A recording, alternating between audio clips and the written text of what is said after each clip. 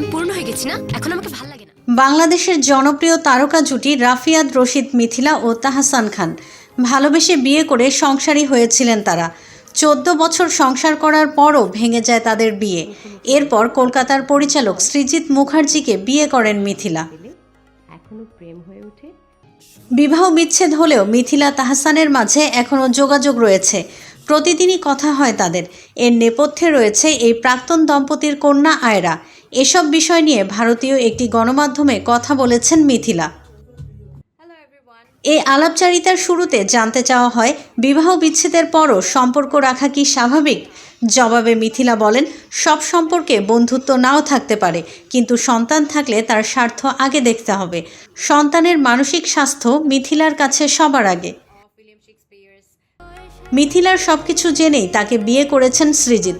এ তথ্য উল্লেখ করে মিথিলা বলেন, সৃজিত সবটাই জানত। বাংলাদেশে গিয়েছে, তার পরিবারকে দেখেছে, তাহসানের সঙ্গে তার সম্পর্ক দেখেছে। বিয়ের মতো সম্পর্ক হওয়ার ক্ষেত্রে অনেকগুলো কারণ থাকে। সৃজিত সবকিছু জেনেই তাকে গ্রহণ করেছে। তাহসান মিথিলার কন্যা আয়রার সঙ্গে সৃজিতের দারুণ সখ্যতা। তা জানিয়ে মিথিলা বলেন, আয়রার সঙ্গে সৃজিতের চট করেই বন্ধুত্ব হয়ে যায়। আয়রা সৃজিতকে আব্বু ডাকে আর তাহসানকে ডাকে বাবা। এই দুইয়ের কেন্দ্রে দাঁড়িয়ে আছেন মিথিলা। 2006 সালের 3 আগস্ট মডেল অভিনেত্রী রাফিয়াত রশিদ মিথিলাকে বিয়ে করেন তাহসান। 2013 সালের 30 এপ্রিল এ দম্পতির কোল জুড়ে আসে কন্যা সন্তান আয়রা তাহরিম খান।